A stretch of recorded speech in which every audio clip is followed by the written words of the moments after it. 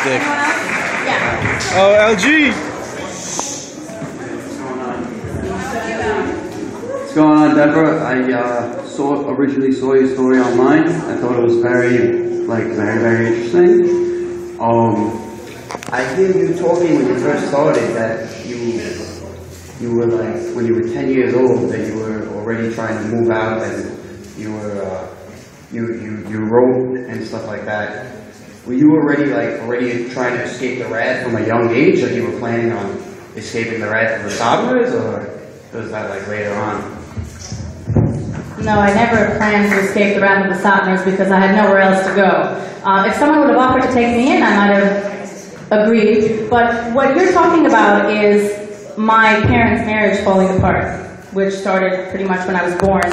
And the first 7 years of my life are still a kind of fog because my parents had such a nightmarish separation and divorce, and it was back and forth, and it was really ugly. And during that time, I was largely sort of shuffled around from aunt to aunt and pretty much ignored. And at that point, I guess you could say I was almost living on the street in a sense.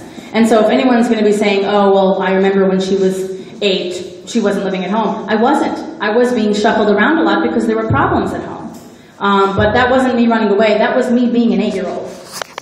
Not really in control.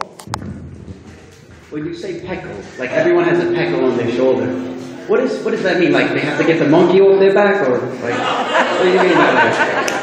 You know how, does anyone know the word Nisoyan?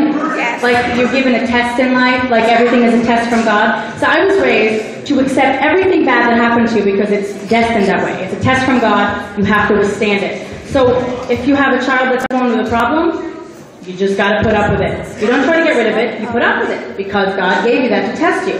And so what I'm trying to say is, why don't we change our attitude? What if it's not a peckle? What if it's a challenge to overcome?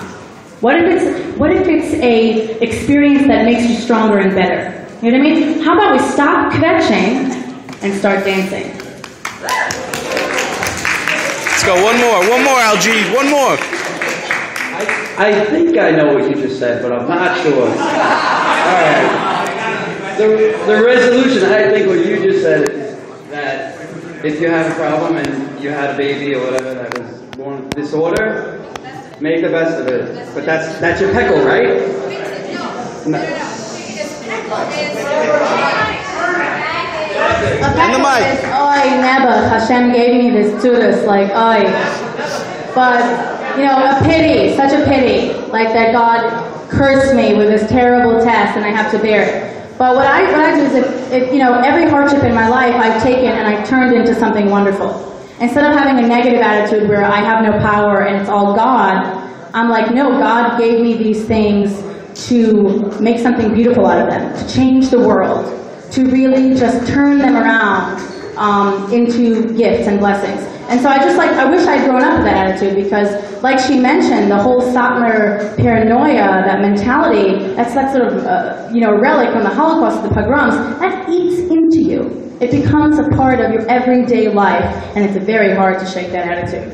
Anybody in the audience that hasn't gotten a chance to ask their very urgent question? The girl in the white sweater over there? Go Knicks.